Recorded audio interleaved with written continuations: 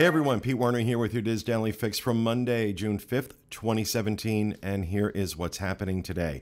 A couple of interesting stories I wanted to talk about. First, a trademark that has been filed by Nintendo Company sheds some light on what we might expect coming out of the yet unannounced Super Nintendo World at Universal Orlando. Now, we do know that Universal is building a Super Nintendo Land in their Japanese theme park.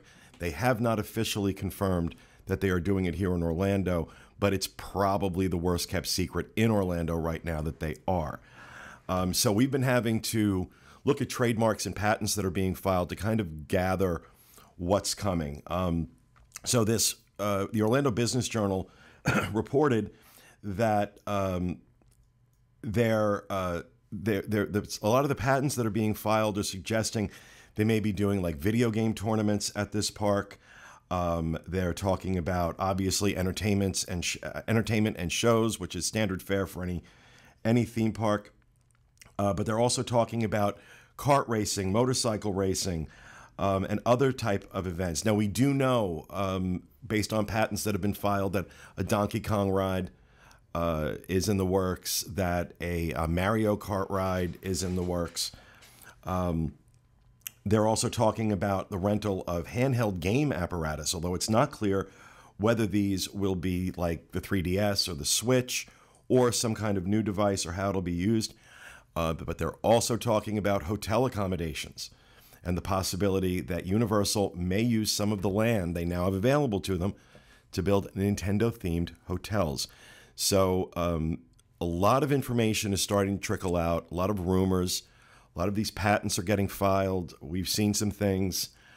So really, really interesting. The question is when. Now, Super Nintendo World, or whatever they're going to call it, is scheduled to open in Japan in 2020. And in speaking with Craig Williams, our producer earlier, who's the Universal expert in the room, he seems to think that it might be around 2021 before they open it here, but they still haven't announced it. But I think by the end of this year, we'll see that announcement. But even 2021, I think they might have to move faster than that. Then again, given the fact that, and we're going to talk about this on the Diz Unplugged tomorrow, I'm not going to go into it today, but Disney's losing market share. They've now fallen below 70% market share in Orlando for the first time. And that there's this massive opening for Universal with this. I still think the reason they haven't announced this is because Super Nintendo Land is actually going to be a theme park and not a land inside one of the current parks. But I think I'm the only one who thinks that, and I could be wrong. But I just feel like they're going to do something big, and I don't know. I think about a Mario Kart ride. I think about a Donkey Kong ride. I get really excited, and I think there are a lot of people out there that would connect with that. And that could be a huge hit for them, but we'll find out. So patents being filed, a lot of interesting things there. Now, going down the road and talking about Disney, we got this from a listener. I got this in the mail, in email last night, that some people, including him, are getting emails from Disney offering the Caribbean Beach Resort at $129 a night through the summer. Looks like it's like July 2nd to August 3rd, which is peak season. $129 at Caribbean Beach Resort. You may wonder why. Well, the Caribbean Beach Resort is almost entirely under construction. Their food court now exists in tents and food trucks. And people are really upset about it. Now, this is not the first time Disney has done massive amounts of construction at a resort. This is the first time, though, we're seeing prices change because of it. You had the Polynesian under mass construction for a while. Those prices didn't change. Wilderness Lodge, some other resorts, all doing big construction, no change really in the pricing. But here you've got Caribbean Beach in the middle of summer offering select guests. Obviously, not everybody's getting this, but $129 a night. And that's because people are pissed off, and they should be. And maybe finally, the arrogance that Disney has when they do this kind of mass construction work without any regard for how it's going to impact their guests. Think about what they did with Disney Springs. It was the same thing. They just put everything under construction and traffic was a nightmare for 2 years. Now maybe they're getting bitten in the behind with this. And that's why they're having to dump these rates, because people are saying, we're simply not going to stay there. We're simply not going to stay there. Now, I am sure when they are done with the construction, as was the case with Disney Springs, as was the case with Pandora, as will be the case with Star Wars Land and Toy Story Land, when they are done with the construction, it's going to be amazing. But they don't really seem to think too much about how that's going to impact the guest experience, and they certainly never adjust the price. So maybe, just maybe, finally, the backlash is strong enough that they're going to think twice about how they do these construction projects.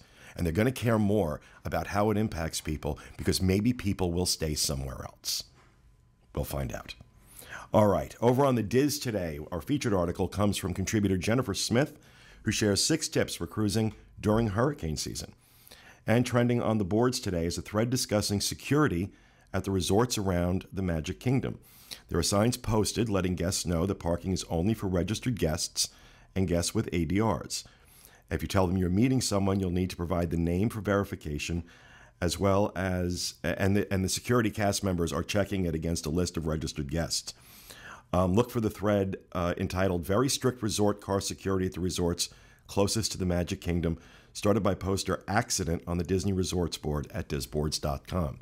And I was seeing this all week, that they, even at, it's not just the Magic Kingdom resorts, they're doing it at Boardwalk Yacht Club, Beach Club, any of the resorts near Epcot or the Magic Kingdom. They're really cracking down. Because what a lot of people do, obviously, is they go there to park and then to save the parking fee, and then go take the monorail or walk in, monorail into Magic Kingdom or walk into Epcot, and they're cracking down on it. So keep that in mind. But you can head over to the resorts board on disboards.com and check out that discussion. Over on the Diz Unplugged today, the Disneyland edition of the Diz Unplugged with host Tom Bell and his team shares their thoughts about the new Guardians of the Galaxy Mission Breakout attraction at Disney California Adventure and the rest of the Summer of Heroes offerings at that park. And finally, if you're going to be in the parks in Orlando tomorrow, you can expect thunderstorms with a high of 85 and a low of 75. Out in Anaheim, partly cloudy skies with a high of 76 and a low of 60. You can find links to all these stories and more on our Daily Fix main page at wdwinfo.com/dailyfix. That'll do it for me today. Join us again tomorrow for the next installment of the Diz Daily Fix. Have a great day, everyone.